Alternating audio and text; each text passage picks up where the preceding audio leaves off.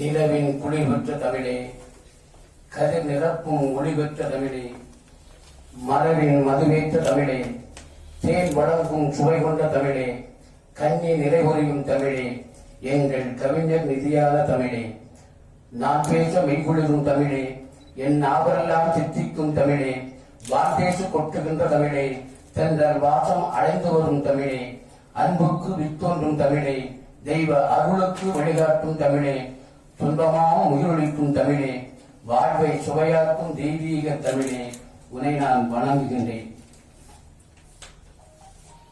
தொல்காப்புகள். தொல்காப்பியத்தில் இந்த தொல்காப்பிய பயிரிடங்கில் உரையாற்றுவதற்கு நல்லதோர் வாய்ப்பினை நல்கிய அனைவருக்கும் முதற்க நன்றி சொல்ல வேண்டும்.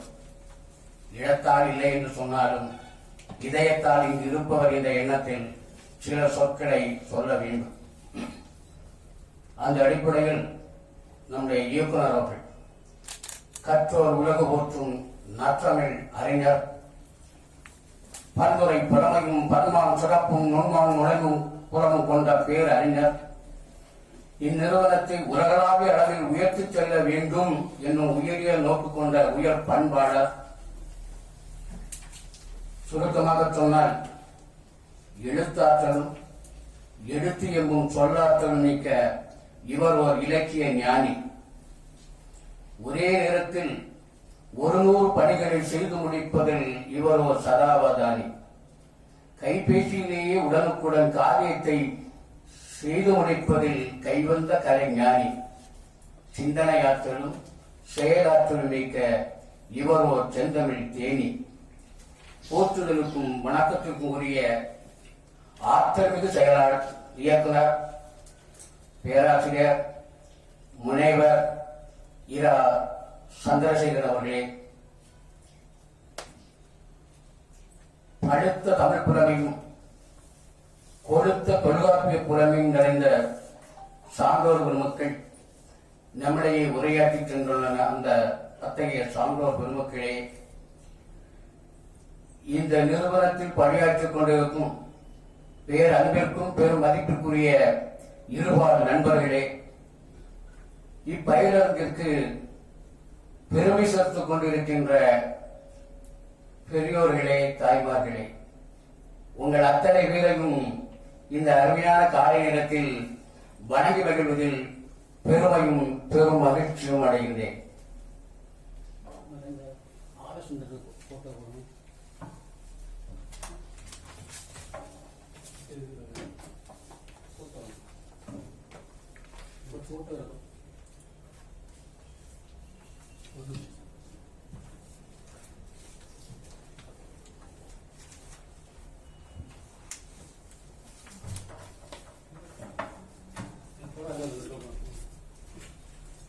நான் சொல்லிடுறேன். போட்டோ என்னுடைய ஆய்வுகளுக்கு நண்பர் சொன்னது போல தொல்காப்பிய இலக்கிய பதிப்பும் உரைகளும் சிறப்பாக பாவலர் சா பாலசுந்தர் உரை. அதனால அந்த பாவலர் பாலசுந்தர் ஒரு போட்டோ மட்டும் அவருடைய லைஃப் ஒரு வாழ்க்கை குறிப்புகளை நான் எழுதியிருக்கேன், உங்க கையிலே கொடுத்துட்டேன். ஏன்னா நேரத்தை வீண் பண்ணக்கூடாதுங்கிறதுக்காக சொல்லி அது தனி பொழிவாயிரும். சரியா? ஒரே 2 இருக்கும்.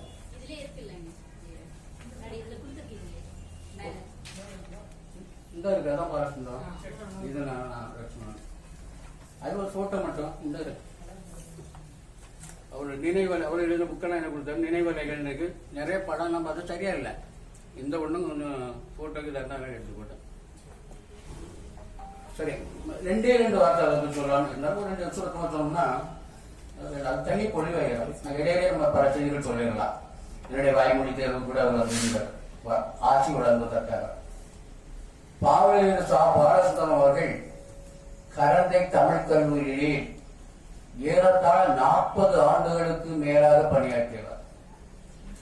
இன்று போல் ஏதோ முதுகலை அல்லது டாக்டர் பட்டா அப்படி இல்லை. வித்வான் தேர்வில் மாநிலத்திலேயே முதல் வகுப்பில் தேர்ச்சி பெற்றவர். பேராசிரியர் சண்முக பிள்ளை கூட வித்வான் தேர்வில் மாநிலத்திலே முதல் வகுப்பில் வெற்றி பெற்றவர். பல நூல்கள் எழுதியிருக்கிறார். இந்த பட்டியல் சொல்ல முடியும், நேரம் வேஸ்டாக.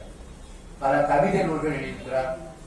அது மட்டுமல்ல, மிகச்சிறந்த கவி அரங்குகளில் பங்கு பெற்றவர். முக்கியமா சொன்னோம்னா தொல்காப்பியத்திற்கு எழுத்ததிகாரம், சொல்லதிகாரம், மூணுக்கும் உரை எழுதியிருக்கிறார். நான் அந்த எழுத்ததிகாரத்தை மட்டும் எடுத்துக்கிட்டேன். இரண்டாவது மிக முக்கியமான செய்தி, ஒரு உரை எழுதுவது மட்டும் அல்ல, தென்னூல் என்று சொல்லக்கூடிய மிகச்சிறந்த ஒரு இலக்கண, புதிய இலக்கண நூலை படிக்கின்றார்கள். இலக்கிய படலம், சொற்படலம் அப்படின்னு சொல்லக்கூடிய, பொருட்படலம் அப்படின்னு சொல்லக்கூடிய அளவில்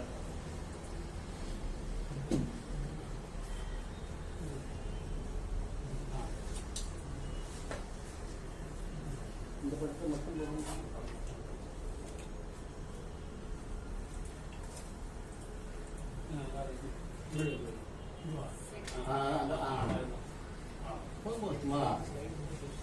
ஏன்னா பாலசுந்தரம் பலரும் பார்த்துக்க வாய்ப்பு, சில பார்த்துருக்கலாம் இல்லையா.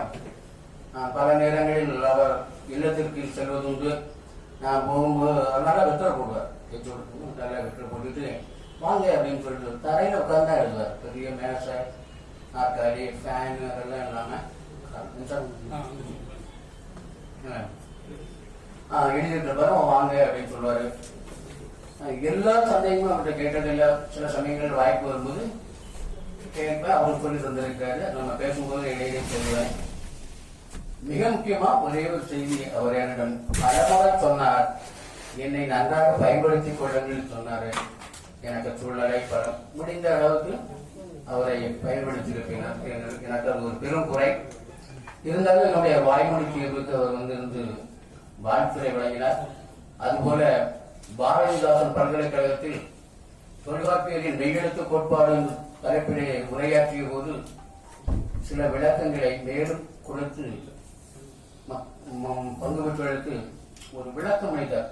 காரணம், அந்த கருத்தரங்கில் பங்கு பெற்றவர்கள் பேரறிஞர் அகத்தியலிங்கம், பேரறிஞர் சாவி சுப்பிரமணியன் போன்ற பேரறிஞர்கள் இருந்த அறை இல்ல துறை.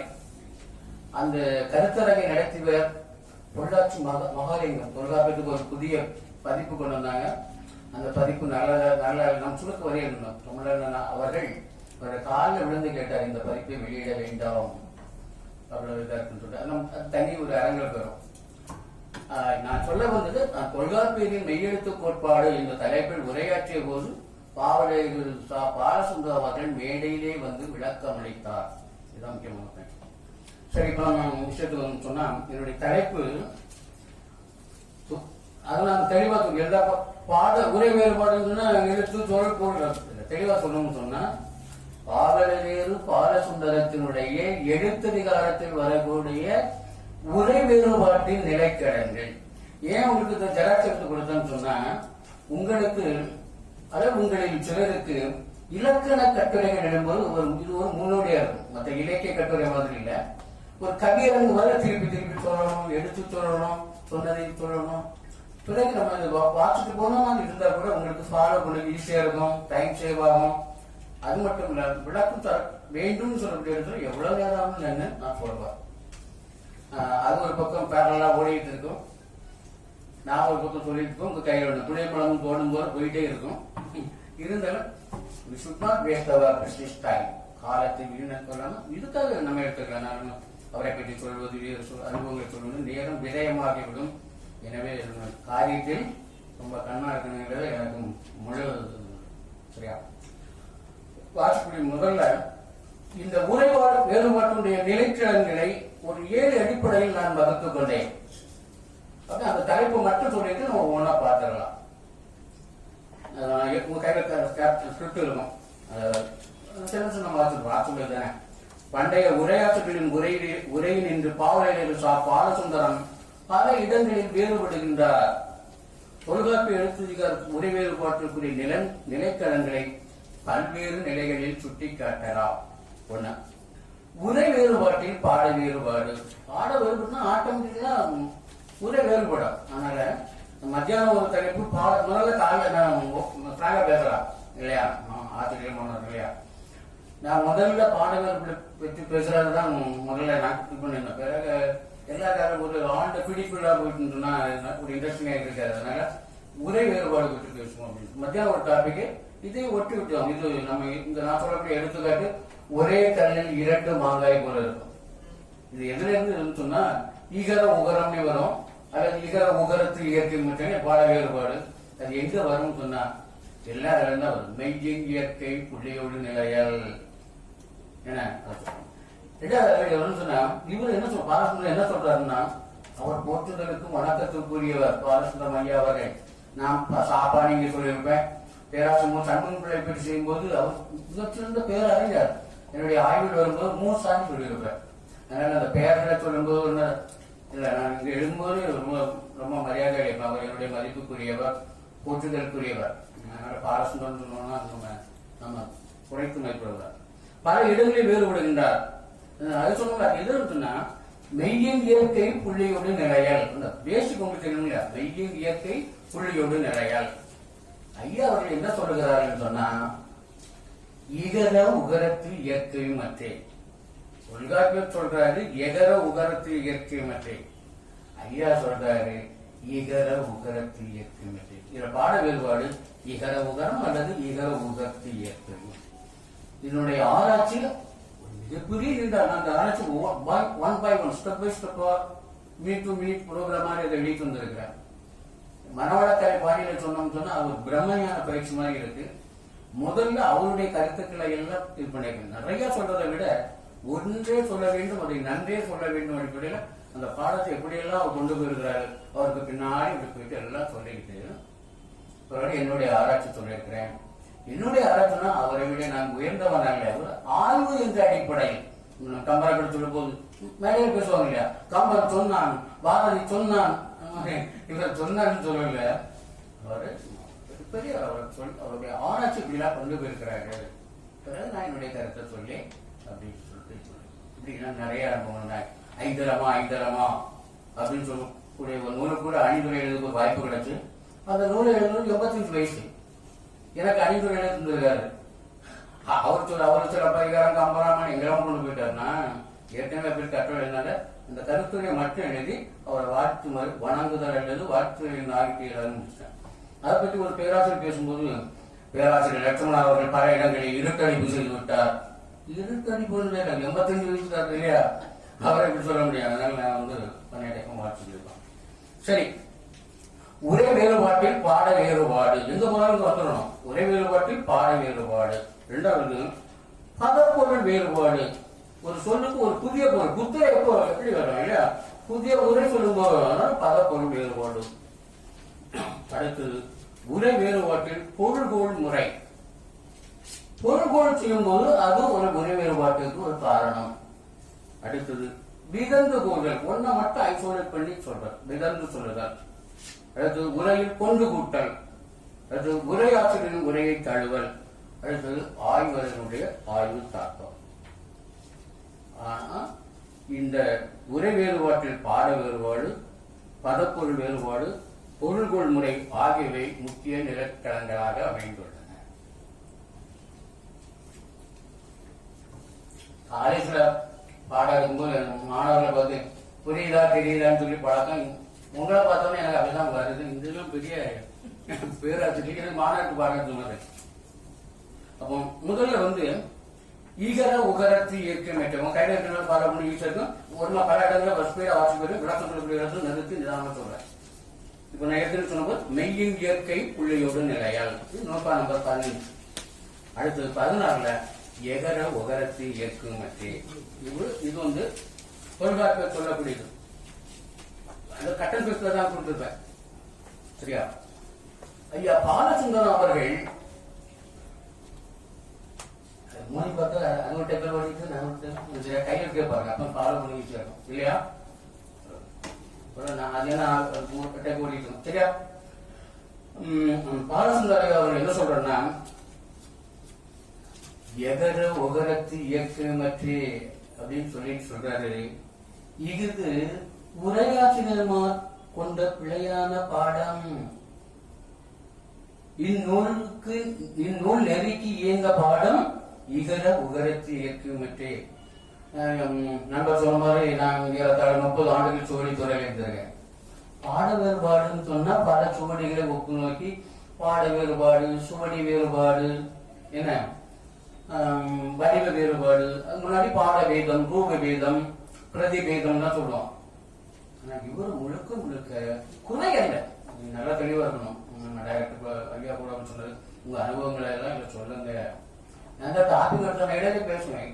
எடுத்த உடனே நம்ம ஒரு 6 மாசம் எனக்கு ஒண்ணுமே தெரியல. நான் தலைப்பு என்ன பேச்சு தலைப்பு வந்து நான் பேராசிரியர் சண்முகப்பிள்ளையும் இலக்கிய பணின்னு எடுத்திருந்தேன். இந்த நூல் வெளியீட்டுக்கு போயிருந்தேன் 88. இப்போ பெரியார்ல வெளியிட்டுதான் சொன்னாங்க, எனக்கு கையில கிடைக்கல. 88 போயிருந்தேன். பார்த்து உடனே வேறுபடுத்து வாங்கினேன். 2 பசங்க எடுத்து சொல்லி வாங்கினேன். அதுல கார்த்தியா சுவாமிகள் ஆட்சி உரை எழுதியிருந்தார். ஆட்சி உரை ஆட்சி உரை எழுதியிருக்கிற சொன்னாரு, இலக்கண புலமையும் ஆழ்ந்த ஆராய்ச்சி திறனும் கொண்டவர்கள் இந்த ஆராய்ச்சியை பற்றி நூலை பற்றி மக்களுக்கு சொல்ல வேண்டும் எழுதினார். என்னமோ எனக்கு என்னிடமே சொன்ன மாதிரி ஒரு உணர்வு. நானும் கார்த்தியா சுவாமி கிட்ட போய் ஆட்சி வாங்கிட்டு பாடாம கொட்டையில இருக்கு அவருக்கு போய் நானும் ஆட்சி வாங்கிட்டு இந்த ஆராய்ச்சி சொல்லணும். முதல்ல நான் ஏற்கனவே சொன்ன மாதிரி 6 மாசம் ஒண்ணுமே தெரியல. உண்மைதானே சொல்லணும் எல்லாத்துக்கு. பிறகு என்ன சொன்னா பழைய உரையாற்றுகளை பார்ப்போம். ஏதோ ஒரு வழிதானே. இடம்பொருளார் என்ன சொல்றாரு, நச்சினார்கிரி என்ன சொல்றாரு, வேங்கடராஜன் ரெட்டியார் என்ன சொல்றாரு, சுப்பிரமணிய சாஸ்திரியார் என்ன சொல்றாரு, சிவலிங்கனார் என்ன சொல்றாரு, வெள்ளகாரன் ஐயா என்ன சொல்றாரு, காப்பா அழகான ஐயா என்ன சொல்றாரு, அப்படியெல்லாம் பார்த்துக்கிட்டு கடைசியில பேரறிஞர் ஆவரையர் அவர்கள் என்ன சொல்லுகிறார்கள் என்று பார்க்க தொடங்கின போலதான் மின்னல் போல் எனக்கு சிறிய மொழி அல்லது வழி கிடைத்தது. சரி, பாலசன் என்ன சொன்னார்னா, இது பிழையான பாடம். ஏன் நான் அடுத்தவா சொல்றேன்னு சொன்னா, சுவடியில வந்து இவ்வாறு பாடம் ஓதுவாரும் உளர் அப்படிதான் சொல்லணும்.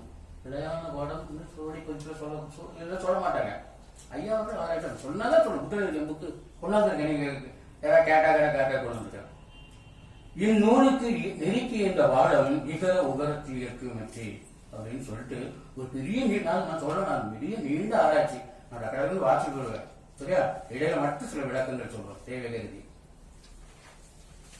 கருத்து என்ன சொல்றேன்னா, மேற்கூறிய மெய்யெழுத்தின் இயல்பினை குற்றியல் இகரமும் குற்றியல் உகரமும் பெறும்.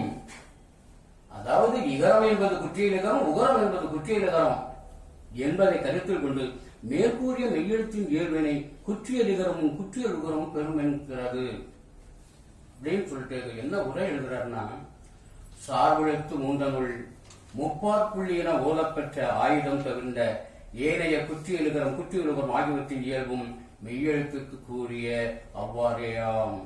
அதாவது இவையும் அரை மாத்திரை அளவு புள்ளி பெற்று ஒலிக்கும் என்றவாறு. சார்பெழுத்து எங்க போற இங்க இருந்து நேரம் அங்க முதல் நூற்பா என்னது எழுத்தனப்படுவ முதல் நகர் ரூபாய் முப்பகுதி என்ப நாம தான் சொல்லிட்டு எழுத்தனப்படுவ முதல் நகர் ரூபாய் முப்பகுதி என்ப சார்ந்து வரல் மரபின் ஒன்றலம் கிடையே. எழுத்தன படுவ ஐயா சொல்லக்கூடியது படுவ சரியான பாடல படுவன்னு சொல்றார். சார்ந்து வரல் மரபின் ஒன்றலம் கிடையே. சார்ந்து வரல் என்று சொல்லக்கூடிய மூன்றும் அல்லாத இடத்து 30 சேர்த்தா 33. அதுல அந்த 30 என்ன பேர் சொல்றேன்னா, தனித்து வரல் மரபினுடைய 30, சார்ந்து வரல் மரபினுடைய 3 அப்படின்னு சொல்றார். அதனால அதுலதான் வர என்ன ஒண்ணா, அவைதான் குற்றியலுகரம் குற்றியலுகரம் ஆயுதம் என்ற முப்பால் புள்ளியும் எழுத்தோர் என்ன முப்பால் புள்ளி அதெல்லாம் பின்னாடி இடையில சில இடங்கள வரணும்னு சொல்றேன். அப்ப அந்த எழுத்துள்ள சார்புழைத்து மூன்றனுள் அவ்வளவு ஒரு தெளிவு அப்படின்னு சொல்றாரு. சார்புழைத்து மூன்றனுள் முப்பால் புள்ளி என ஓதப்பட்ட ஆயுதம் தவிர்ந்த, இது முக்கியமான இடம், ஆயுதம் தவிர்ந்த ஏனைய குற்றியலுகரம் குற்றியலுகரம் ஆகியவற்றின் இயல்பும் மெய்யெழுத்திற்கு கூறிய அவ்வாறேயாம். 2வது தான் இருக்கு சொல்லிட்டு சொல்றாரு. அப்போ அடுத்து உரையாற்றுகள் என்ன சொல்றாங்க, இது பாலசுந்தர ஐயா சொன்னா உரையாற்றுடைய கருத்து அந்த நூற்பாக்கு என்ன உரை சொல்றாரு அப்படின்னு சொன்னா, அவங்க சொல்லக்கூடியது இந்நூற்பா எகர ஒகரங்களுக்கு ஏகார ஓகாரங்களோடு வடிவமைத்து செய்தல் முதலிற்று. இவரு எகர ஒகரன்னு சொல்றாரு.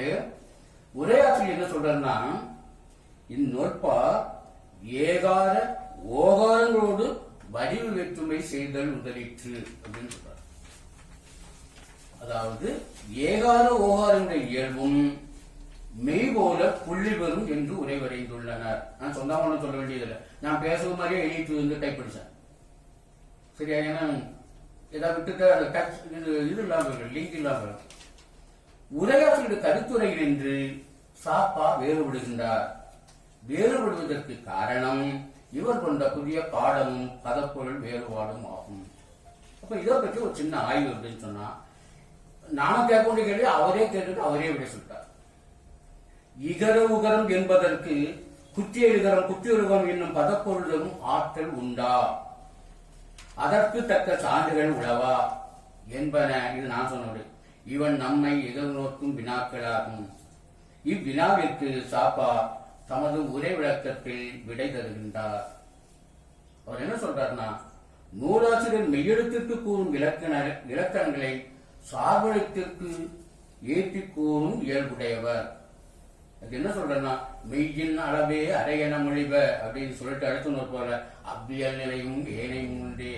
அதனால சார்பெழுத்துக்களை ஏனை மூன்று என்று சொல்லும் இயல்புடையவர் அப்படின்னு அவர் சொல்றார் என்று கூறுவதே தக்க சான்றாகும். அப்போ மெய்யெழுத்துக்களுடைய இயல்பை மெய்யெங்கிற்கு புள்ளியோடு நிலையல் என்று கூறி அவ்வியல்பை சார்பெழுத்திற்கு கூறுகின்றார் என்பது சாப்பாவின் கருத்தாகும்.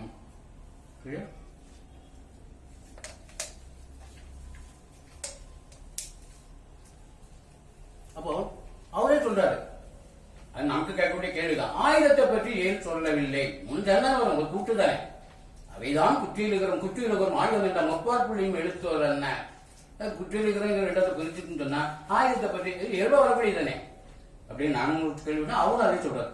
சார்பெழுத்து 3 நூல் குற்றியலுகரம் குற்றியலுகரம் ஆகிய இன்னும் 2 பற்றிய நூற்பாவில் குறிப்பிடப்பட்டுள்ளது என்று கூறுவதால் ஆயுதத்தை பற்றி ஏன் குறிப்பிடவில்லை என்பதற்கு அவரையே விளக்கம் தருகின்றார்.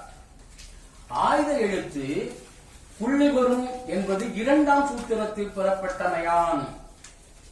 அடிக்கடி சொல்ல வேண்டியிருக்கும். 2ஆம் சூத்திரம் சூத்திரம் அதைதான் குற்றியலுகரம் குற்றியலுகரம் ஆயுதம் என்ற முப்பார் புள்ளியும் எழுத்தூர் என்ன. ஆயுத புள்ளி வரும் என்பது 2ஆம் சூத்திரத்தால் பெறப்பட்டாமையான் அதனை நீக்கி ஏனே 2ஐயும் மாற்றறிந்து கூறினார் அப்படின்னு சொல்றார். 2ஆம் சூத்திரத்தை நான் சொன்னேன், என்னுடைய நினைவுக்காக எழுதி வச்சிருந்தேன். எழுத்தனப்படுவ அகர் முதல் நகர் ரூபாய் 30 என்ப அப்படின்னு சொல்லிட்டு பார்த்து வரும் அப்படின்னு சொல்லி என்னுடைய நினைவுக்காக குறிச்சுக்க அந்த டைப் பண்ணிட்டேன். கருத்து மேலை சூத்திரத்து சார்ந்து வரல் மரபினை என்றவற்றை விரித்து பெயரும் முறையும் இயல்பும் கூறுகின்றது என்று கருத்துரைத்து உரை வருகின்றார். என்ன சொல்றாருன்னா, அப்படியே சொல்றார். சார்ந்து வரல் மரபினுடைய அவைதான் குற்றியலுகரமும் குற்றியலுகரமும் ஆயுதம் என்ற முப்பால் ஒலிப்பியல்புடையதுமாகிய 3ம் மேற்கூறப்பட்ட 30 எழுத்தோடு ஒத்த தன்மை என எளிமையா சொல்லலாம். சாதாரணமா சொல்ற what is economic economic things nothing only common sense சும்மா எல்லாம் சொல்லிட்டு போவாங்க.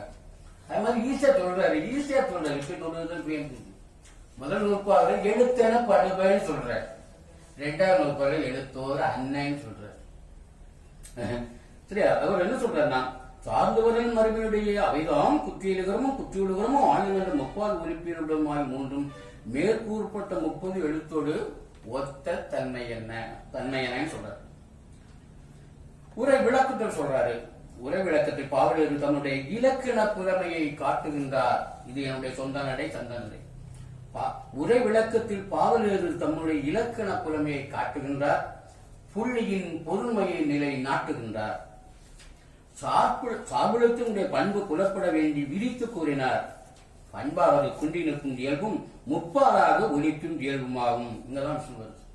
முப்பார் புள்ளிங்கிறது 3 புள்ளின்னு சொல்லிட்டு போட்டுட்டு இருக்க உரையாடும் சொல்ல இப்பதான் அவர் சொல்றாரு. முப்பாலாக ஒலிக்கும் இயல்புன்னு சொல்றார். புள்ளியும் என்பது எண்ணுமை. புள்ளி என்பது ஒலிக்கும் இயல்பினை சுற்றி வரும் வரிவடிவ அடையாளம். முப்பார் புள்ளி எனவே அதன் வரிவடிவும் முக்கோணமாக அமைத்துக் கொள்ள பெறும் என்க சொல்றார். ஓரென்ன இன்மையால் ஒருபுடை ஒப்புமையை கொள்க. மொழிக்கு உறுப்பாதலும் மாத்திரை பெறுதலும் அதைக்கு உறுப்பாதலுமாம். நம்ம விஷயத்துக்கு மேட்டர் இதே பார்ப்போம். ஆயுதம் ஒலிக்கும் சொல்ற உரைகள் சொல்லும்போது சொல்றாரு, ஆயுதம் என்ற எழுத்து சில ஸ்பீடா சொல்லிட்டு போயிடலாம். நான் அன்னம் முதலிய உறுப்புக்கு அமைய பெறாமல் வாயுதல் அங்காப்ப மிடத்து செய்யான் அரை மாத்திரை அளவோடு பிறப்பதாகலின் அது தான் சார்ந்து வரும் ஆ இ உ என்னும் குற்றுயர் ஓசைகளின் சாதலை பெற்றொழிக்கும் என்க. இதுல நாம் விளக்கம் சொல்லணும். இதை 1000 முறை படித்தாலும் படிப்பவர்களுக்கு ஏற்படக்கூடிய உணர்வு என்பது வேறு.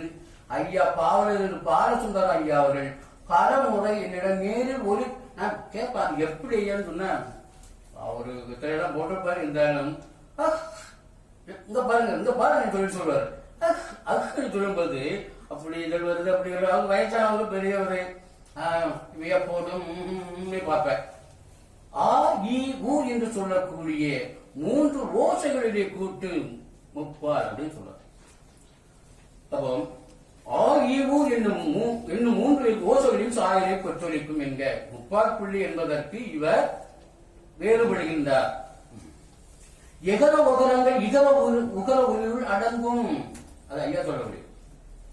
ஆயுதம் உயிர் ஏறறிந்து யாண்டும் ஒலிப்பொடு வரும் பண்பு நதி என்பது விளங்க ஒலி குறிப்பினதாகிய புள்ளியை விதந்து ஆயுதம் என்ற முப்பாற் புள்ளியும் என்று கூறினார்.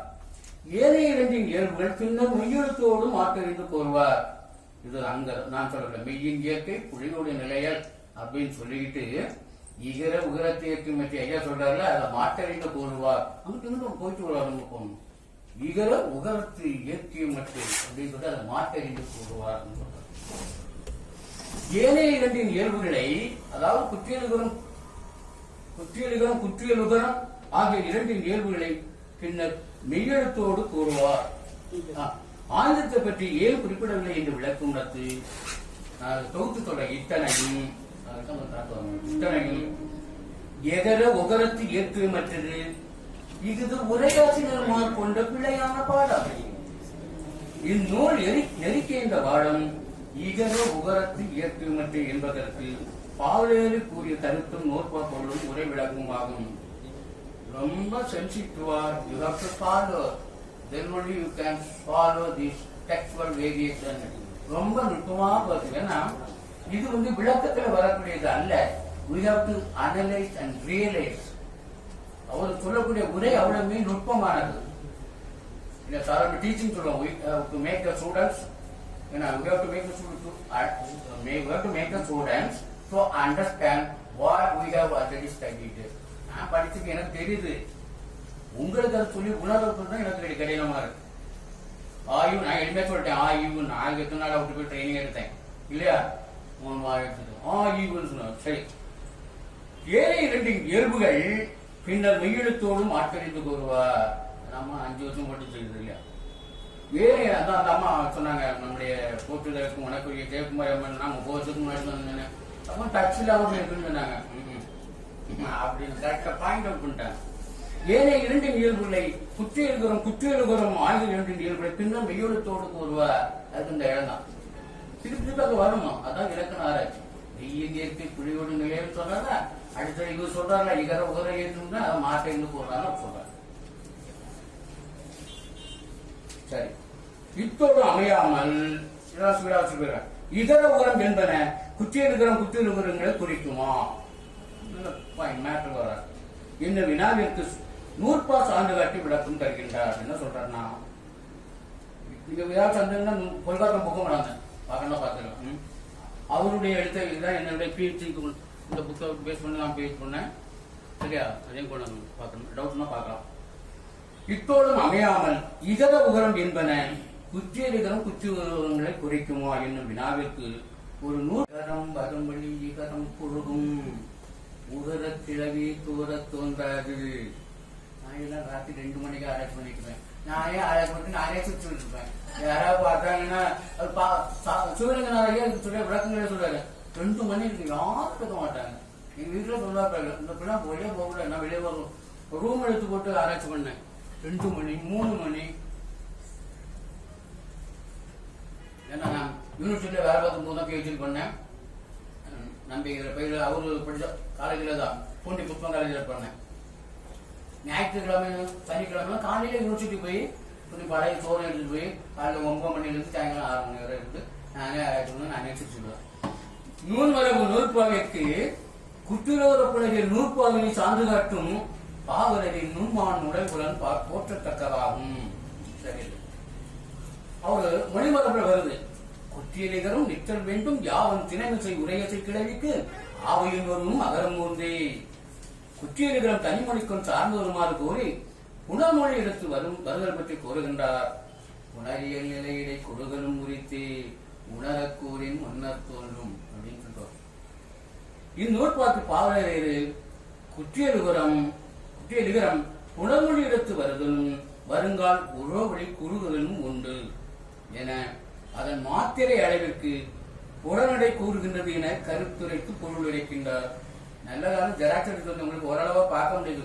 நாம் வெறும் உரையை பற்றி பேசுனது அந்த இடத்துல கோரம் போட்டது மாதிரி இருக்கும். இல்லையா ஒவ்வொரு லைனா சின்ன பிள்ளைய கையை பிடிச்சு கொடுத்து மாதிரி நேற்று ரோட் கிராஸ் பண்ணது நம்முடைய மதிப்புக்குரிய தங்கராஜ் தான் கையை பிடிச்சி அங்கேயும் பஸ் வருது இங்கேயும் பஸ் முதுகுல ஒரு பஸ் அவர் கையை பிடிச்சு கொஞ்சம் சேர்த்து பாதுகாப்பு வந்தார் பாதுகாப்பு அதிகாரி. உணரியல் நிலையிடை குறுகள் உணர்வு கூறி முன்னர் தோன்றும். ஐயா என்ன பண்ண சொல்றாருன்னா குற்றியலிகரம் உணர்மொழி எடுத்து வருதலும் வருங்கால் ஒரு வழி கூறுதலும் உண்டு சொல்ற.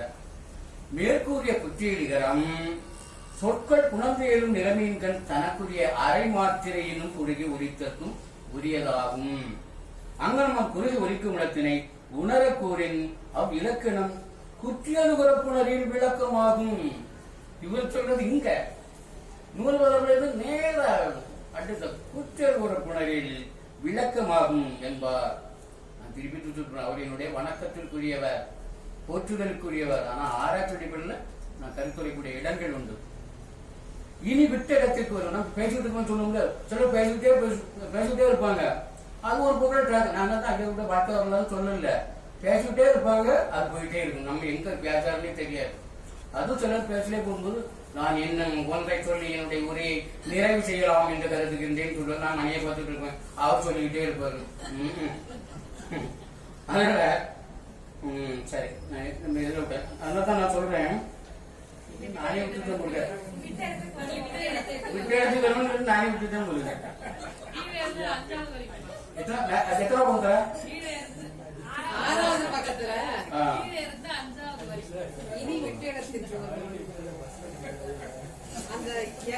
கண்டுபிடிச்சு இனி நீங்க கொஞ்சம் ஆக்டிவா தான் இருக்கீங்க.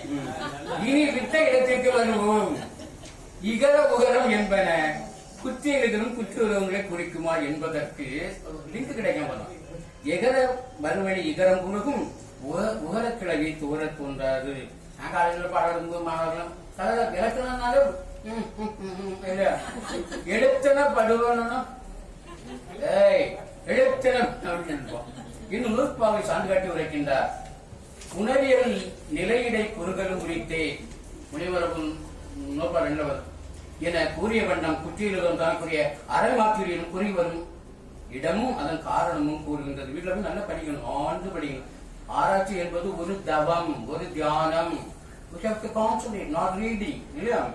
சரி, நூற்பாவின் பொருள் குறித்துவது கிளவியின் முதலாக எகரம் வரும்படி ஆண்டு குற்றியலம் வந்து தனது அரைமாத்திரையிலும் குறுகி நிற்கும். அவ்வழி நிறுத்த சொல்லின் ஈராகிய குற்றியலுகுற எழுத்தொலி முற்ற தோன்றாது. மேட்டில் ஒரு படத்தில் வரல. இகர உகரம் எனப்பட்டவை குற்றியலிகரம் குற்றியலுகரமாகும். குற்றியலுகரம் என்பது அதிகாரத்தால் புறப்பட்டது. இது எங்க வரும்னா உரையாசிரியர் சொல்லுவாங்க. நீங்க ஆண்டு இந்த உரையாசிரியர் பார்க்கும் போது இது அதிகாரத்தில் புறப்பட்டதுன்னு சொல்லுவார். இந்நூற்பா வேற இடையில நான் சொன்ன கமெண்ட் சொன்ன இதாகிடும். மற்ற கிளாஸ் நான் எல்லாமே சொல்லி போனேன். இந்நூற்பா வல்லற்று தொடர் என்னும் நூற்பாவுடைய முன்னாடி இருக்க வேண்டும் எல்லாம் முக்கியம். அப்போ நான் திருப்பி சொல்ல இதுவாகும் கண்டவத்தை தொகுத்து காண வேண்டும். சாபாவின் அதாவது பாவலர் ஐயாவுடைய கொள்கையை புலப்படுத்த வேண்டும். இது முக்கியமான பாயிண்ட். நூலாசிரியர் மெய்யெழுத்திற்கு கூறும் இலக்கணத்தை சார்பெழுத்திற்கு மாற்றிட்டு கூறுவார் என்பதும் ஆயுதத்தை பற்றி இரண்டாம் சூத்திரத்தில் குறிப்பிடப்பட்டுள்ளதால் நான் சூத்திரனை நூற்பாடு சொல்லியிருந்தேன். இரண்டாம் சூத்திரத்தில் குறிப்பிடப்பட்டுள்ளதால் இவன் குறிப்பிடப்படவில்லை என்பதும் சாப்பாவின் கருத்தாகும். அவர் சொல்றோம். மேலும் குற்றியலுகிற குற்றியலுகுரங்களை இகர உகரம் என சுட்டும் வழக்கம் நூலாசிரியருக்கு உண்டு என்பதும் இவர்தம் கொள்கையாகும். இன்னும் ஒன்றை பாவலேறு கூறுகின்றார்.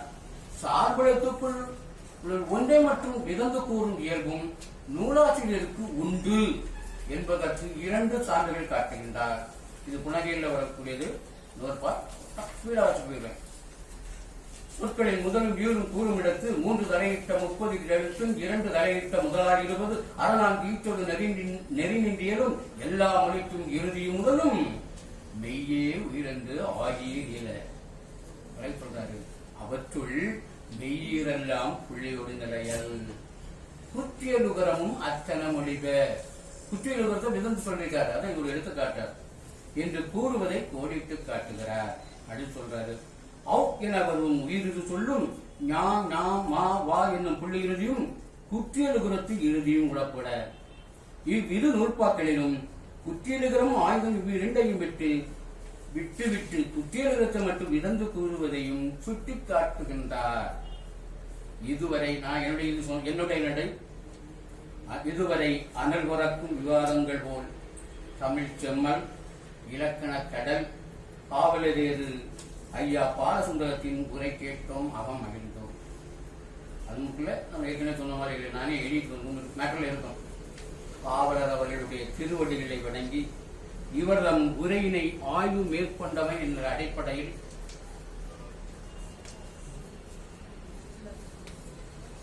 சில சொற்களை கூற வேண்டும் சொல்ல வேண்டும் சொல்லல, உச்சரிக்க வேண்டும். நூலாசிரியர் மெய்யெழுத்திற்கு கூறும் இலக்கணத்தை சார்பெழுத்திற்கு மாற்றைத்து கூறுவார் என்னும் சாப்பாவின் கூற்று ஏற்புடையதாகும். நான் பல நாள் அவர்களை பாடம் கேட்டிருக்கேன். நூலாசிரியர் மெய்யெழுத்திற்கு கூறும் இலக்கணத்தை சார்பெழுத்திற்கு மாற்றைத்து கூறுவார் என்னும் சாப்பாவின் கூற்று ஏற்புடையதாகும். அவருடைய வாதம் படிச்சவங்க தெரியும்.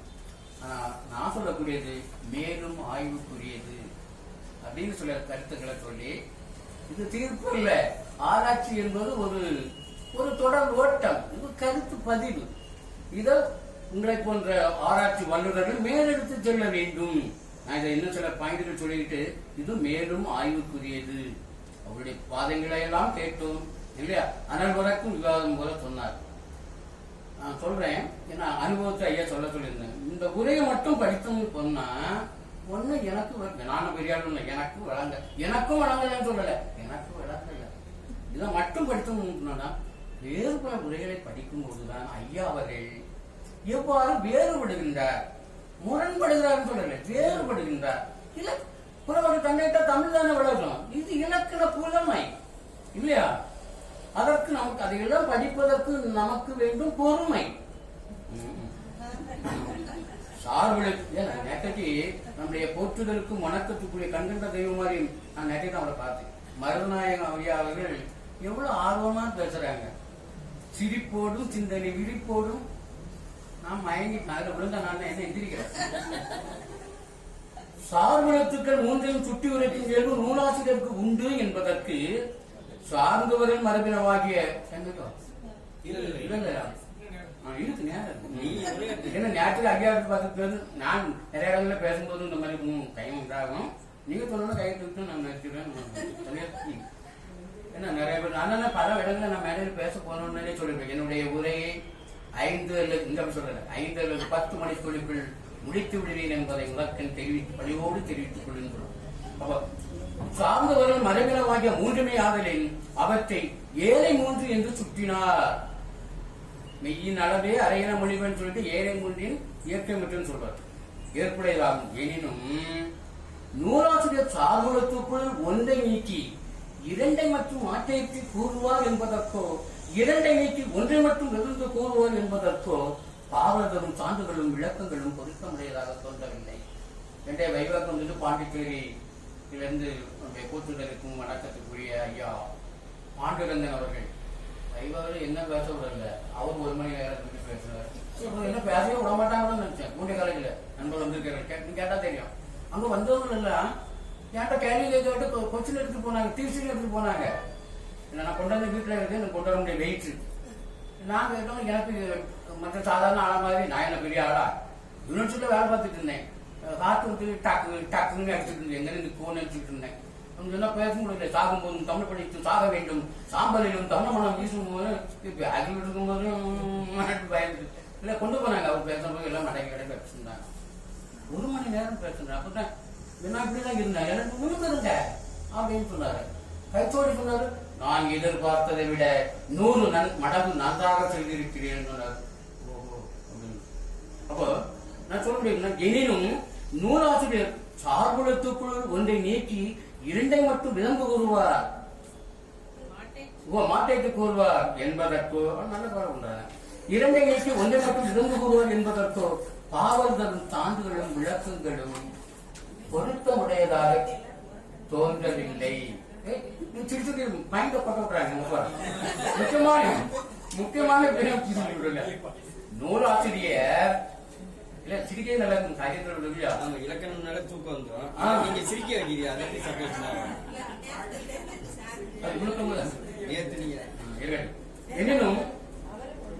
எனினும் நூலாசிரியர் சார்பளத்துக்குள் நாங்கள் பார்த்து ரசித்து சிரிப்போம். 2 மணிக்கு ராத்திரி சார்பளத்துக்குள் நான் சிரிக்க பார்த்து வீட்டுல கதை வந்து எங்க என்னாச்சு படிக்க போனோம்னு சிரிப்பு கேட்குவேன். ஆளை உடனே காணலையே என்னை நன்றாக பார் அப்படி வச்சிருப்பாங்க இந்த சிவபெருமான். எனினும் நூலாசிரியர் சார்புலத்துக்குள் 1 நீக்கி 2 மட்டும் மாற்றத்தை கூறுவார் என்பதற்கோ 2 நீக்கி 1 மட்டும் விளந்து கூறுவார் என்பதற்கோ பாவலர்களும் பாங்குகளும் விளக்கங்களும் மெதுவாக பொருத்தமுடையதாக தோன்றவில்லை அப்படின்னு சொன்னார். அடுத்தது மெய்யெல்லாம் புள்ளியோட நிலையில் என கூறி குற்றியலுகுரத்தில் இறுதியும் உளப்பட பகைமரபுலம் 10 என்னும் இடத்தில் குற்றியலுகுரத்தை மட்டுமே நூலாசிரியர் விளந்து கூறுவது நோக்கத்தக்கதாகும், கூர்ந்து நோக்கத்தக்கதாகும். அந்த இடத்துலதான் அப்படி சொல்றாரு ஐயா. சாகுலத்து 3 நூல் குற்றியலுகுரம் மட்டுமே மொழி இறுதியில் வரும். எனவே நூலாசிரியர் பட்டமிடமா இருக்கான். அவர் நூலாசிரியர் 1 மட்டும் விளந்து கூறியுள்ளார் என்பது உயிர்த்துணரத்தக்கதாகும். அடுத்த தொகைமரபு நூற்பாவில் குற்றியலுகுரத்தில் என பெயர் சுட்டியை குறிப்பிடுகிறாரே என்று உகரம் என குறியீடு காட்டவில்லை. அடுத்த இகர உகரம் என்பன குற்றியலுகர குற்றியோடு உகரங்களையே குறிக்கும் என்பது அதிகாரத்தால் பெறப்பட்டது என்பது என்னும் சாப்பாவின் கூற்று குற்றியலுகர புணரியலில் பொருத்தமானதாகலாம். நூன்மரபில் கூறப்படும் இகர உகரங்களுக்கு பொருத்தமானதாகாது. பதப்பொருள் நோக்கிலும் இகர உகரங்களை குற்றிய நிகரம் குற்றிய நுகரும் என கொள்ளவும் இயலாது. சரியா? அடுத்தாக மெய்யெழுத்துக்களை போல் சார்பெழுத்துக்களும் புள்ளி வரும் என்பதில் கருத்து வேறுபாடு இல்லை. மெய்யெழுத்துக்களை போல் என்ன புள்ளினா என்னன்னு சொல்லல.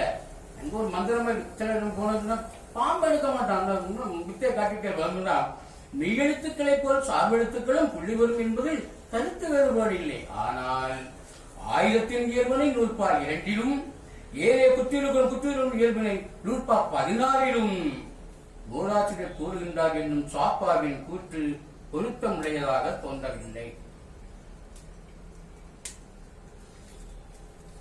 நிறைவாக நிறைவான 2 உரைக்கு நிறைவாக இல்ல, இப்ப நம்ம பார்த்துட்டு வந்ததுக்கு நிறைவாக உயிர் மெய் குரில் நெடில் எழுத்து வல்லெழுத்து மெய்யெழுத்து இடையெழுத்து என குறியீடு செய்தது போல் குற்றியலிகரம் குற்றியலுகரங்களை இகர உகரம் என நூலாசிரியர் குறியீடும் செய்யவில்லை.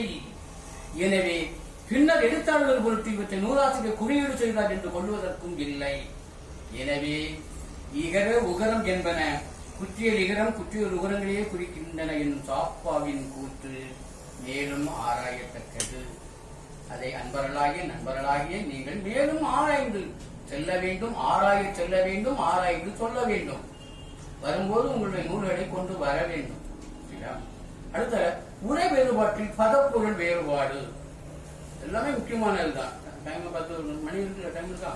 ஆமா, ஓகே, நன்றி நன்றி. அப்ப அடுத்தது புள்ளையோடு, மிக முக்கியமான பாயிண்ட். அதாவது சொல்லிட்டு புள்ளையோடு புள்ளையில் அமையும் புள்ளைமை உயிர்மை, ஏன்னா இதுதான் தொல்காப்பியருடைய மெய்யெழுத்து கோட்பாடு. 100 அழகான பாட்டு, ஒரு நாட்டுப்புற பாட்டுன்னு வரும்.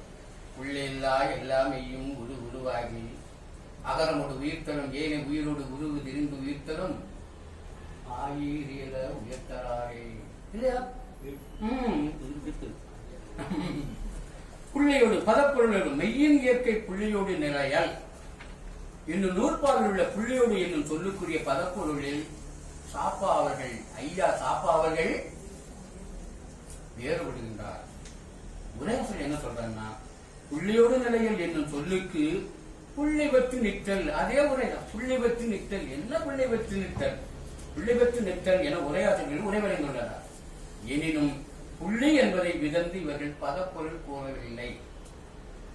இடம்போடு என்ன சொல்றாருன்னா, இந்நூற்பா உயிர்மையோடு தனிமையிடை வடிவ வேற்றுமை செய்தல் நூதலிற்று என இடம்பொருளர் கருத்துரைத்துள்ளார்.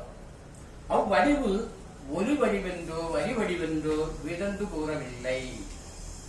நச்சினார் என்ன சொல்றனா, புள்ளி வெற்று நிற்றல் என்னும் பதப்பொருளில் நச்சினாருக்கு வேறுபடவில்லை. இருப்பினும் இந்நூற்பா ஒலிவடிவு நோக்கியது என்னும் கருத்துடையவர் என்பதற்கு அவர்தம் உரை விளக்கமே தக்க சான்றாகும். ககர நகரம் முதலிய புள்ளி பெறுவதற்கு முன்னர் இயல்பாக அகரம் பெற்றே நிற்கும். என்ன இயல்பாக சொன்னது அப்படியே வாசிக்கிறேன். இயல்பாக அகரம் பெற்றே நிற்கும் புள்ளி பெறும் காலத்தில் அவ் அகரம் நீங்கும். அப்புள்ளி நீங்கி உயிர் ஏறும் இடத்தில் தன் அகரம் நீங்கியே போக வருகின்றதோர் உயிர் யாதாரும் ஒன்று ஏறி நிற்கும் என்று குறிப்பிடுகின்றார். நாம் விளக்கம் பின்னாடி சொல்லியிருக்கோம். இவை ஒரு நிலையில் நிகழ்வன அன்றி வரி வடிவில் நிகழ்வன அல்ல. ஒலி வடிவில் நிகழ்வு இதை நீங்க வீட்டுல போய் இப்ப நான் பேச ஒரு பக்கம் இருந்தா கூட நீங்க வீட்டுல வந்து பொறுமையா மனவளக்கரை பாண்டியது துரியத்தில் நின்று படிக்கணும். துரியம் யாராவது பயிற்சி எடுத்தீங்கன்னா தெரியும். துரியத்தில் நின்று அப்படியே நின்று பார்த்தாதான் ஏதாவது ஒன்று அப்பதான் நான் பேசுறது ரீகலெக்ட் ஆகிட்டு இருக்கும். வேற விட்டு யாராவது சொல்லுங்க பார்ப்போம்.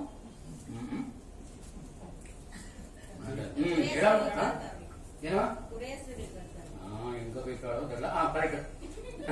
புள்ளியோடு சொல்லுக்கு புள்ளி விட்டு நான் சொன்னது இடம் போடுற இந்நூற்பா உயிர் மெய்யோடு தனிமையீடை வடி வேற்றுமை செய்தல் முதலிற்று என இடம்பூர்னார் கருத்துரைத்துள்ளார். அவ்வடி ஒரு வடிவென்றோ வரி வடிவென்றோ இருந்து கூறவில்லை. இதெல்லாம் வாசிட்டு நச்சனாக்கினர் என்ன சொல்றாருன்னா, புள்ளி பெற்று நிற்றல் என்னும் பதப்பொருளில் நச்சனாக்கினர் வேறுபடவில்லை. இருப்பினும் இந்நூற்பா ஒலி வடிவில் நோக்கியது என்னும் கருத்துடையவர் என்பதற்கு அவர்தம் உரை விளக்கமே தக்க சான்றதாகும். நான் வார்த்தை நல்ல வேண்டாம். இவர் ஒலி நிலையில் நிகழ்வன என்று வரி வடிவில் நிகழ்வன அல்ல என்று உயிர்த்துணர்வதாக்கோ. எனவே இந்நூற்பா ஒலி வடிவில் நோக்கியதா வரி வடிவில் நோக்கியதா என்பது ஆய்விற்குரியதாகும். இந்த இடத்துல PS சுப்பிரமணிய சாஸ்திரியார், நான் இதெல்லாம் கலந்து ஐயா வேலை பார்த்த காலேஜ் எல்லாம் வாங்கி ஒரு நண்பர் எனக்கு ஹெல்ப் பண்ணார். இப்போ போனா அவர் ஒவ்வொரு இதுக்கும் 27 புக்கு அதிகாரத்தில் போட்டுக்கிற எல்லாம் நேரம் விஷயத்துக்கு இருக்கும். சுப்பிரமணிய சாஸ்திரியார் PS சுப்பிரமணிய சாஸ்திரியார் வேங்கடராஜ் ரெட்டியார்லாம் சொன்னோம் இல்லையா. PS சுப்பிரமணிய சாஸ்திரியார் என்ன சொல்றாருன்னா, இவர் உரையாசிரியர்களின் கருத்துரையை மறுத்து இந்நூற்பா உயிர்மையோடு வரி வடிவு நோக்கி கூறப்படவில்லை என்று குறிப்பிடுகின்றார். இச்சூத்திரம் உயிர்மையோடு தனிமையை வடிவெற்று செய்தல் முதலிற்று என்று இளம்பொருளர் நச்சினார்க்கினியர் ஆகிய இருவரும் உரை கொண்டனர். இது ஆசிரியர் உயிர்மை பற்றி கூறாமையாலும் புள்ளியில்லா எல்லாமையும் உருவாகி அகரமோடு உயிர்த்தலும் என பின்னர் கூறப்போகின்றமையான கூற்று ஆராய்வார்கள் சொல்றாரு. சரியா? உங்க கையில தான் ஸ்கிரிப்ட் இருக்குன்னு பாருங்க.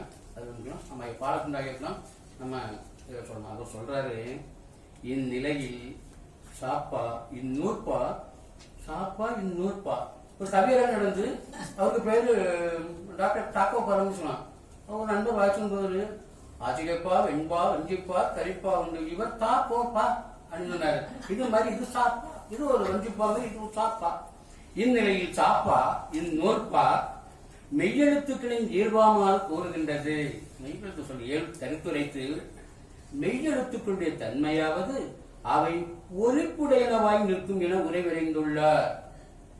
சிக்கல் எதுல இல்ல ஐயா. நேற்றைக்கு போற்றுதலுக்கும் வணக்கத்துக்குரிய ஐயா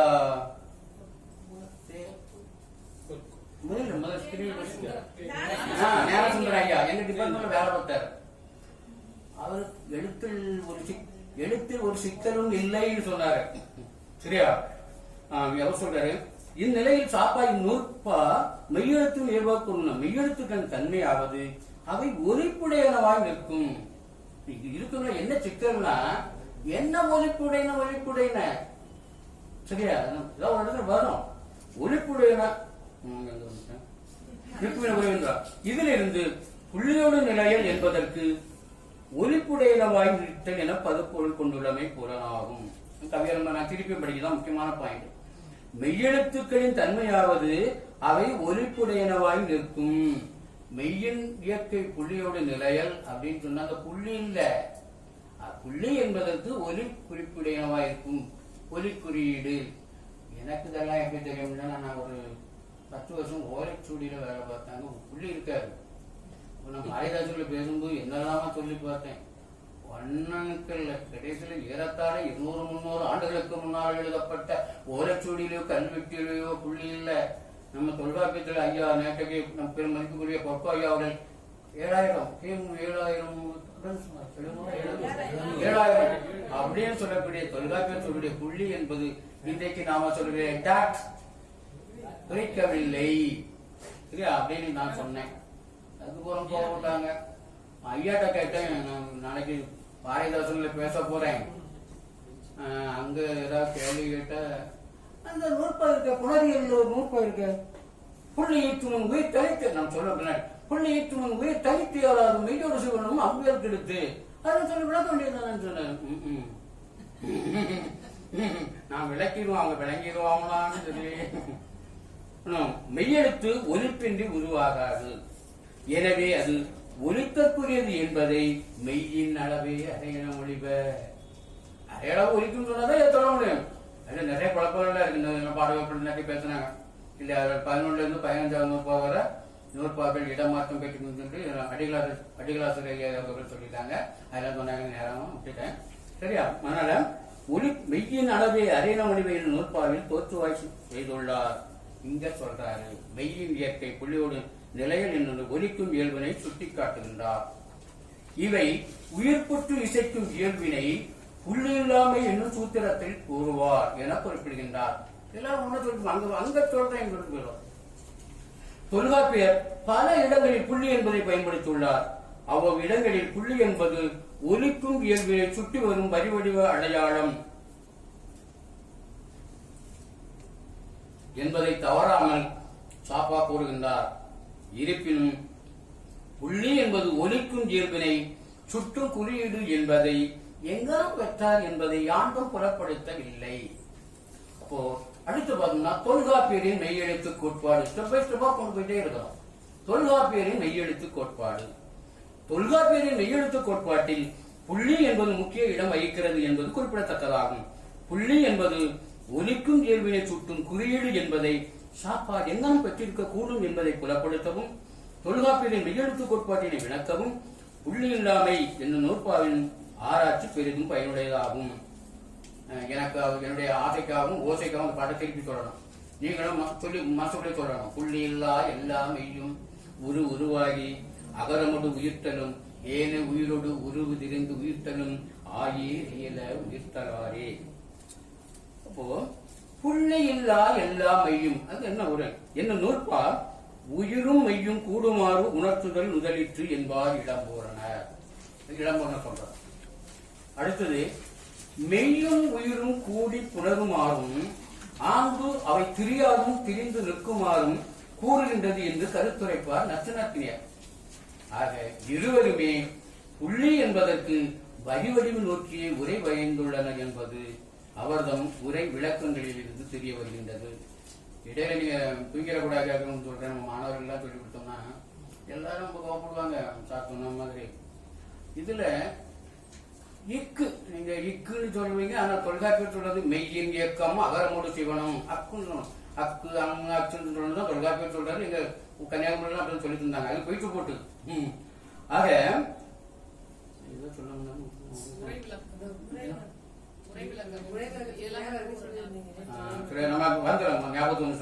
இருவருமே புள்ளி என்பதற்கு வரிவடிவு நோக்கிய உரை வைந்துள்ள என்பது அவர்தம் உரை விளக்குங்கள். புள்ளி இருக்கு இல்லையா? இப்போ நம்ம புள்ளி இப்ப ஞாபகம் இக்கு காய் வந்து சொன்னா இக்கு ஆர் அக்கு whatever make it is அரை மாத்திரை இல்லையா? இப்போ நீங்க முடிச்சிருவீங்க. இக்கு ஆர் அக்கு கூட்டல் ஆ கா குரில் அது ஒரு மாத்திரை. அரையும் ஒண்ணு கூட்ட 1.5 மாத்திரைல வரணும். அரை மாத்திரை எங்க போச்சு? நீ பையன் கேட்டா வாத்திரை அடிச்சு விடுவாருன்னு சொல்றாரு. ஏன்டா இதெல்லாம் பேசுற? இக்கு அரை கூட்டல் ஆ ஒண்ணு கூட்ட 1.5 இங்க பார்த்தா இக்கு இல்லையா அவர்கிட்ட கா வருது அதை மாத்திரம் எங்க போச்சு எல்லாம் கேட்கக்கூடாது. அதுக்கெல்லாம் விளக்கம் சொல்லியிருக்கிறேன். அதுதான் அறிவியல் பூர்வமா ஒரு சொல்றது. சரியா? முடிந்த I will try to explain and try to understand you. இதை நீங்க உணர்ந்து கொள்ளக்கூடிய கரும்பயம் அணிவக ரொம்ப முடிஞ்சோ இல்ல இருக்கா பயமா இருக்கு. ஒரே விளக்கம் என்ன 5 நிமிஷம் தான்க்கா இருக்கட்டும். முடிச்சிடலாம் ப்ளீஸ் ப்ளீஸ். ஒரே விளக்கம் இளம்பொருள் எல்லா மெய்களும் நான் அங்க இருக்கும்போது எப்படா முடிக்க மாட்டாங்கன்னா இருந்து அங்க இருந்து நான் இப்ப இங்க வந்து இல்லையா அதனால தைரியம் வந்து பேசுவேன். மைக்க விடாம பேசுவேன். அப்படி நீங்க சொன்ன நிறுத்திடுவேன் நான் அதெல்லாம். சரியா? ஒரு ஆர்வம் அவங்க பேசுறாங்கன்னா அனுபவம் எவ்வளவு ஆர்வமா பேசுறாங்கன்னு நான் நேற்று அப்சர்வ் பண்ணி பார்த்தேன். ஒரே விளக்கம் எல்லா மெய்களும் புள்ளி இல்லையா முடியாது என்பதற்கு உயிரை பெறுவதற்கு புள்ளிய போக்கின எல்லா மெய்களும் என இளம்பொருளர் உரை விளக்கம் தந்துள்ளார். நான் அதை திருப்பி சொல்லணும். எல்லா மெய்களும் புள்ளி இல்லையாம்படியாக என்பதற்கு உயிரை பெறுவதற்கு புள்ளிய போக்கினே எல்லாம் என்ன புள்ளிய போக்கின உயிரை பெறுவதற்கு நம்ம உயிர் தான் என இளம்பொருளர் உரை விளக்கம் தந்துள்ளார். அவரு அச்சனுக்கு என்ன சொல்றாருன்னா தத்தம் முன்னே வடிவே பின்னும் வடிவாக என்பதற்கு புள்ளி பெருங்காலத்து இயல்பாகிய சாகி அகர்மீங்கிய வடிவே தமக்கு வடிவாகி என டைம் சாப்பா என்ன சொல்றாருன்னா அழகா சொல்றார். இந்நிலையில் சாப்பாணி போட்டுங்க உயிர் மெய் எழுத்துக்கள் தோன்றி உருவாகி உயிர் திசைக்குமாறும் அவை உருத்திரியுமாறும் கூறுகின்றது என ஒரு நிலை நோக்கி கருத்துரைக்கின்றார். Point number 1. அடுத்து உயிர்மை எழுத்துக்கள் இசைக்கும் முறைமையான் இருவகை இயல்பினை உடையவா என்று இந்த நோட்பாகத்துக்கு உரைக்கின்றார். முன்னாடி வரும் சொன்னோம் மெய் இது முக்கியமான அந்த நோட்பாக அவருடைய உரைக்குதான். மெய் 18 அழகா கொண்டு கூட்டு அப்படியே சொல்றாரு. படிக்க படிக்க ஆசையா இருக்கும்.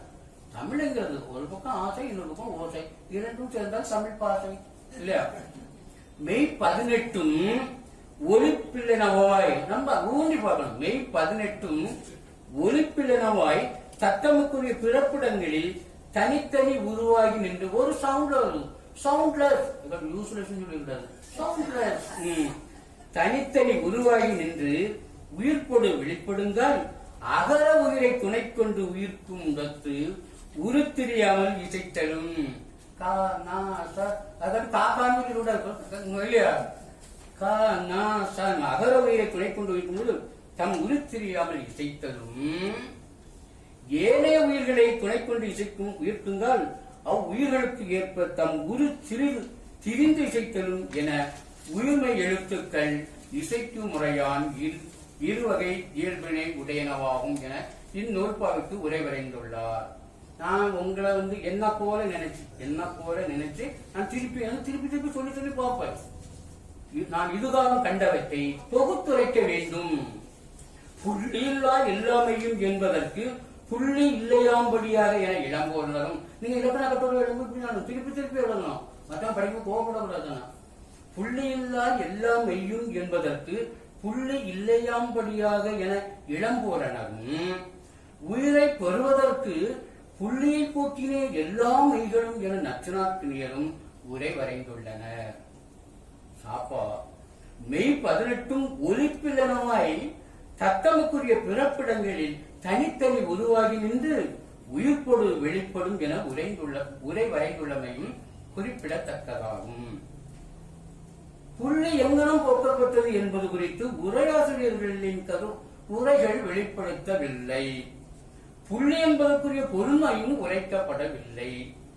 எனவே உரையாசிரியர் இருவரும் வரிவடிவில் நோக்கியே உரை எழுதுவதற்கு ஏதுவாயிற்று. பல இதுல பாத்தீங்கன்னா முதல் 1ஆம் நூற்றாண்டு தொல்காப்பியர் காலத்துல என்ன எழுத்து வடிவம் தெரியாது. முதல் நூற்றாண்டு 2ஆம் நூற்றாண்டு எழுத்து வடிவங்கள் எப்படி இருந்ததும் எல்லாம் சொன்னா நேரம் போயிடும். நம்ம ஒரு நாள் பேசுவோம். புள்ளி எங்கெல்லாம் போக்கப்பட்டது என்பது குறித்து உரையாற்றும் உரைகள் வெளிப்படுத்தவில்லை. புள்ளி என்பதற்குரிய பொருண்மையும் உரைக்கப்படும். எனவே உரையாசிரியர் இருவரும் வரிவடிவில் நோக்கியே உரை எழுதுவதற்கு ஏதுவாயிற்று. அப்போ அடுத்தது புள்ளிமை இதை சொன்ன மீனிங் வந்துடும். அப்படியே படிப்படியா கொடுப்போம். புள்ளி இல்லா என்பதற்கு ஒலிப்பில்லா ஒரு நிலை நோக்கி சாப்பா பதப்பொருள் கண்டுள்ளமை குறிப்பிடத்தக்கதாகும். புள்ளி இல்லாத ஒரு அழகு நல்லா இருக்கும். அந்த இடம் நம்ம வார்த்தையில நம்ம போட முடியாது. புள்ளியில்லா என்பதற்கு ஒலிப்பில்லா என ஒலிகளை நோக்கி சாப்பா பதப்பொருள் கண்டுள்ளமை குறிப்பிடத்தக்கதாகும் அப்படின்னு சொல்றாரு. அங்களும் ஒலிப்பில்லாதன தத்தமுக்குரிய பிறப்பிடங்களில் தனித்தனி உருவாகி நிற்கும் என்று உரைப்பதும் ஒலி. காதுனா கடைனா கடனா ஒன்னும் சவுண்ட் இருக்காது. சவுண்டை கொடுத்தா உயிர்மெய் எழுத்தாயிரும். அறமாற்ற கொடுத்தோம்னா அது மெய் எழுத்தாயிரும். சரியா? புள்ளியில்லா மெய் என்பது ஒலிப்பில்லா மெய் என சாபா தமது நுண்மான் நுழைவுலத்தால் கண்டுரைத்துள்ளார். இதிலிருந்து புள்ளியுடைய மெய் ஒலிப்புடைய மெய் என்னும் உண்மை புலனாகும். எத்தனை பேருக்கு விளங்கிருக்குன்னு தெரியல, பின்னாடி ஒன்று சொல்லுவேன். இவ்வுண்மை மெய்யின் இயற்கை புள்ளியுடைய நிலையில் என்னும் நூற்பாவில் உணர்த்தப்படுகின்றது. ஒலிப்புடைய மெய்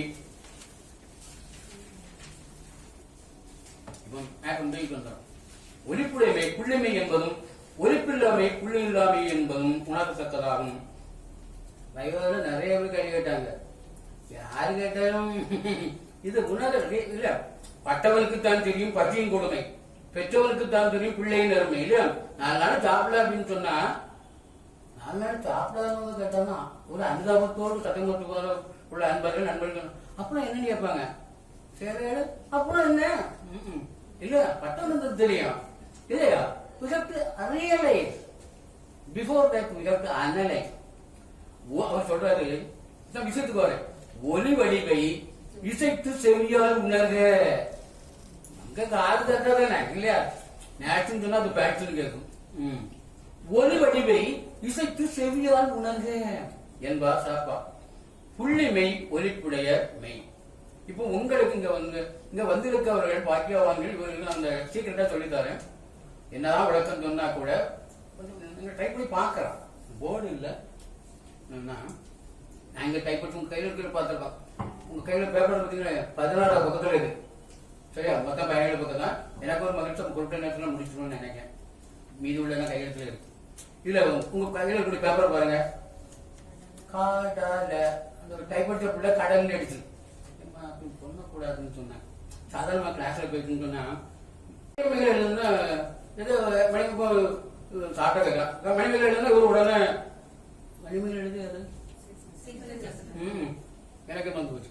சாத்தனார் சாத்தனார் சீத்தலை சாத்தனார் வணிகன் சீத்தலை சாத்தனார் கூலவாணிகன் சீத்தலை சாத்தனார் மதுரை கூலவாணிகன் சீத்தலை சாத்தனார். கடல் அந்த புள்ள கடல் எழுதி அடிச்சு கொடுத்து இது பயிற்சி மெட்ராஸு கொண்டு போகணும். நான் எங்க மெட்ராஸுக்கு இல்ல பாம்பே வர கொண்டு போவாங்க. நான் நல்லா டைப் படிச்சு அதெல்லாம் நீ நல்லா டைப் படிப்பா. காடல் நான் எழுதுன அந்த புள்ளி போட மாட்டேன்னு சொன்னேன். ஓ அந்த ஓ கிடையாது. சரியா? பிறகு வணக்கத்துக்கு நான் எழுதி கொடுத்தேன். வணக்கம் சொன்ன புள்ளி போடாம எழுதி கொடுன்னு சொன்னேன். அது புள்ளி கூட்டம் இருக்குது. காலேஜ்ல பேசிட்டு இருக்கும்போது சொல்லி கொடுத்தோம்னா கூட எம்ஏ படிக்கிற பிள்ளைகள் ஒரு முறை கேட்போம். போட்டு எழுதி போட்டு அடிச்சு எடுத்து கொடுப்போம் அப்படின்னு சொன்னா உங்களுக்கு சொல்றேன். இப்போ ஒரு எழுத்த போட்டு நீங்க இந்த உரையை படிச்சீங்களான்னு தெரியல, எப்படி ஆராய்ச்சி பண்ணுவீங்கன்னு தெரியல, எனக்கு தெரியாது. ஐ ஐடியா பத்தியோ இருந்தாலும் நான் சொல்றேன். போட்டோம்னு சொன்னா ஒரு எழுத்து போட்டிருக்கீங்க. ஒரு எழுத்தை எழுதிட்டு ஒரு புள்ளிய போட்டுருவோம். டாக்டர் மூவா சொல்றாரு, அழகு என்பது பொருளிடத்தில் இல்லை, அழகு என்பது பொருளிடத்தில் இல்லை, பார்ப்பவர் கண்ணிடத்தில் இருக்கிறது. ஒரு எழுத்த போட்டு ஒரு புள்ளிய போட்டோம்னா நீங்க இல்லை அல்ல சொல்லு என்ன சொல்றீங்க அப்படின்னு இல்ல. காடல் அப்படின்னு ஒரு புள்ளிய போட்ட இல்லையமா கடல் என்னே சொல்லிடுவாங்க.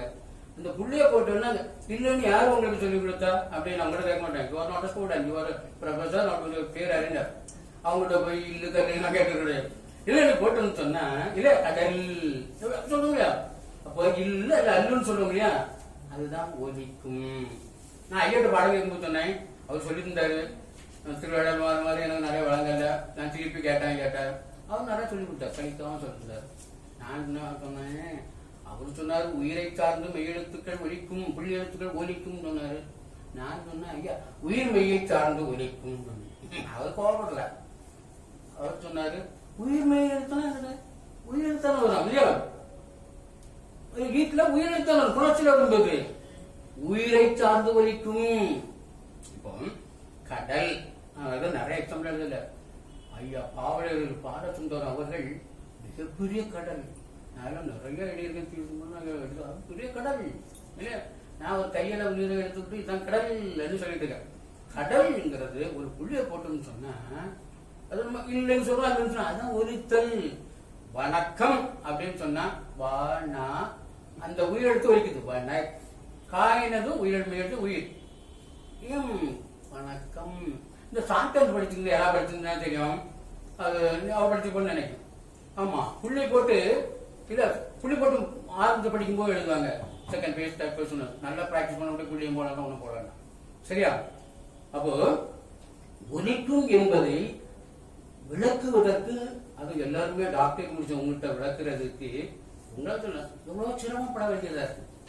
தொல்காப்பியர் ஏறத்தாழ் 7000 ஆண்டுகளுக்கு முன்னால் ஓலையிலயோ எதோ எழுதாருன்னு எனக்கு தெரியல. ரைட்டிங் மெட்டீரியல்ல எழுதுனா ஒரு ஃபேன் இல்ல ஒரு இது இல்ல ஒண்ணு இல்ல. இதை எழுதுனா எவ்வளவு கஷ்டம் இல்ல. அது உணர்த்தல் அப்படி எப்படி சொல்லுவாரு. எனக்கே நம்ம பாத்தியா சொன்னா யாரையா சொல்லிட்டு போயிடலாம் இல்லையா. அவர் சொல்லுங்க அதான் எழுதி அவர் சொல்றாரு பாருங்க. அதான் அவருடைய பெருமை. அதை சொன்ன பெருமை அப்ப அவராச்சார் இல்லையா. மெய்யின் இயற்கை புள்ளியோடு நிலையாது. இதை எனக்கு சொல்லக்கூடிய தைரியம் அப்படின்னா ஓரச்சொல்ல இருந்ததுனால 10 வருஷம் என்ன மாஞ்சி இருந்ததுனால ஓஹோ இல்லையா. அப்போ இந்த இடத்துல இதுதான் வரணும்னு பார்க்க வேண்டியது இல்லை. அதுக்கு இயல்பு வந்துடும். இப்போ நான் 83 ஓரச்சொல் துறைக்கு வந்தேன். வந்த அன்னைக்கே எனக்கு ஓரச்சொலுக்கு படிக்க தெரியுமா படிக்க தெரியாதான்னு பார்த்ததுக்கு ஒரு சூழலை கொடுத்தாங்க. இன்டர்வியூ இருக்கும்போது வாங்கிட்டு சொன்னாப்புல டாக்டர் பேரறிஞர் வி சுப்பிரமணிய ஐயா வர்றேன். அங்க போய் ஒரு ஏட்ட கொண்டு யாடு கொடுத்தது தொல்காப்பிய ஜோடி. அப்புறம் டாக்டர் கூட பண்ணல. நான் வேற எம்ஏ கொடுத்தேன். நான் ஒரு பயத்திலையும் பதத்திலையும் வேகமா படித்தேன். விட்டு படித்தேன். அவர் சொன்னாங்க இன்னொரு 8 எடுத்து படிங்க அப்படின்னு சொன்னாரு. சரி எடுத்து படிச்சுட்டு மாதிரி அவர் படிக்க தெரியுது அப்படின்னு சொல்லிட்டு சொன்னாரு. சரியா? நேராக அப்புறம் ஒலிக்கும் அடுத்த வாரம் வரும்ல லாஸ்ட் வரும்ல. சரியா? ஒலிக்கும் அப்போ இதுல தெரிந்துள்ளது புள்ளிமை புள்ளி இல்லாமை. நான் இதுல சொல்லியிருக்கிறது மெய்யின் இயற்கை புள்ளியோடு நிலையல் என்பது புள்ளி என்பது ஒலிக்கும் குறியீடு. இந்த பிசிக்கலா போடக்கூடியதல்ல, தேவையில்லை. என்னுடைய மாணவர்கள் பல பிஹெச்டி மாணவர்கள் பயிற்சி எடுக்கும் போது புள்ளி இல்லாம எழுதுவாங்க, புள்ளி இல்லாம பேசுவாங்க. சரியா? எந்த அளவில் ஒரே ஒரு இதை மட்டும் சொல்லல. அது 2 பக்கம் இருக்கு. ஆனா நண்பர் போனாரு. ஏதாவது கொஞ்சமே வழக்கு அவரு வேறுமுருகன் ஐயா சொன்ன மாதிரி ஒண்ணுமே விளங்காம இல்லையா. கொஞ்சம் கையில தான் ஸ்கிரிப்ட் இருக்கு. ஏதாவது விளக்குச்சா நன்றி. அந்த அங்கிருந்து கதவுல ரொம்ப நன்றினா அப்போ பிள்ளைங்கிறது ஒலிக்கும் சொல்லிட்டு இதுல என்ன சொல்றாருன்னா இப்ப 10 என்னன்னா ஒலிக்கக்கூடியது இத்து. ஏன்னா அந்த தூ வந்து பா வந்து உயிர்மையா இருந்தாலும் உயிர் எடுத்து வர பா இப்பா இவன் அவர் சொல்லும்போது பல ஐயா இவை இக்கால வரி விடுவோம். புள்ளிமைக்கு புள்ளிட்டு உயிர்மைகளும் புள்ளிமைக்கும் வேறுபாடு காட்டப்படுகிறது. புள்ளிமைக்கு புள்ளியிட்டு உயிர்மைகளும் புள்ளிமைக்கும் வேறுபாடு காட்டப்படுகிறது. மெய் எழுத்துக்கள் மெய் புள்ளி உயிர்மை என்னும் 3 வகையான செயற்பாடு. இதுதான் தொல்காப்பியருடைய மெய்யெழுத்து கோட்பாடு. என்னன்னு சொன்னா மெய் புள்ளி உயிர்மை. அடுத்து உயிர்மைன்னு சொன்னா மெய்யின் பிரிதொரு நிலையே உயிர்மெய்யாகும். உருவாகி அகரமுடு உயிர்த்தனும் என்பதற்கு உயிர்ப்பொடு வெளிப்படுங்கால் அதாவது 2 வகையாக உயிரெழுத்துக்கள் இருக்கும். ஒண்ணு அகரத்தோடு சேர்ந்து, இன்னொன்னு ஏனே 11. அகரத்தோடு ஒலிக்கும் போது உருத்திரியம் வலி வடிவம் அல்ல. உரையாக்கும் போது கீழ் விலங்கு போடுக மேல் விலங்கு போடுகலாம் அடிக்காங்க. ஒண்ணும் இல்ல ஒலித்து ஐயா பாரத்துல ஐயா சொன்ன எழுத்துக்கு விளக்கம் சொல்லும்போது சொல்றார் நீட்டம் வேண்டின் அவ் அளவுடைய கூட்டி எழுதல் என்மனார் புலவர் கூட்டி எழுப்ப வேண்டும் சொல்றார். உயிர்மையாகும். ஏனைய உயிரோடு உருவத்தின் உயிர்த்தலும் என்பதற்கு ஏனைய உயிர்களை துணை கொண்டு உயிர்க்குங்கால உயிர்களுக்கு ஏற்ப தம் உயிர் சிறிது திரிந்திருத்தம் என்று ஒலிலை நோக்கி சாப்பாக உரைக்குள்ளார். இவை 2 மெய்யின் பிரிதொரு நிலையாகும். இந்நூற்பாவில் புள்ளில்லா மெய் ஒலிப்பில்லா நிலை, புள்ளிமை ஒலிப்புறு நிலை, உயிர்மை உயிர்ப்புறு நிலை ஆகிய மெய்யின் 3 நிலைகளை கண்டுரைக்கும் சாப்பாவின் நுண்ணறிவு போற்றத்தக்கதாகும். ஏறத்தாழ 300 ஆண்டுகளுக்கு முன்னால் எழுதிய ஓலைச்சூடிகளிலோ கல்வெட்டுகளிலோ புள்ளியிட்டு வரிகளையும் எழுதும் வழக்கமில்லை. ஆயினும் ஒலிலை நோக்கின முன்னோர்களால் அவை பயணப்பட்டு வந்துள்ளமே அனைவரும் அறிந்து செய்ததாகும். தொல்காப்பியத்தில் எழுத்துக்களின் வரிவடிவம் குறித்து யாண்டும் எதுவும் கூறாத நூலாசிரியர் புள்ளியமுக்கும் வரிவடிவு நோக்கி கூறினார் என்று கூறுவது பொருத்தமாகுமா என்பது சிந்திக்கத்தக்கதாகும். இதிலிருந்து புள்ளி என்பது ஒலிக்கும் மேல் சுட்டும் குறியீடு என்பதும் ஒலிப்பு என்னும் பொருள் உடையது என்பதும் வெள்ளிடை மலை. இவ்வுண்மையை விளக்குவதற்கு உறுதியான சான்றாக விளங்குவது புள்ளியீட்டு உயிர் தனித்து அறாத மெய்யொடு சிவனம் அவ்வியல் கிடைத்த என்னும் புனரியல் நோக்காகும். புள்ளியீறு ஒலிப்புடையதாகலில் ஒலிக்கும் நிலையில் உயிர் ஏறாது. அதன் ஒலி நிலையை கெடுத்து ஒலிப்பில்லா மெய்யாக ஆக்கிய பின்னரே உயிர் ஏறி உயிர் மெய்யாக இசைக்கும் என்பது நூற்பாவின் பொருளாகும். அதனால் ஒலிப்பில்லா நிலை என்பது மெய் என்பதும் ஒலிப்புடைய நிலை என்பது புள்ளிமெய் என்பதும் உயிர்ப்புடைய நிலையானது உயிர்மெய் என்பதுமாக மெய்யினது 3 நிலைகள் உணரத்தக்கதாகும். தொல்காப்பியரின் மெய்யெழுத்து கோட்பாட்டில் முக்கியம் விடவுக்கும் புள்ளி என்பதன் பொருளையை கண்டுரைத்த சாப்பாவின் நுண்ணறிவு போற்றத்தக்கதாகும். இதுவரை கேட்டுக்கொண்ட உங்களுக்கு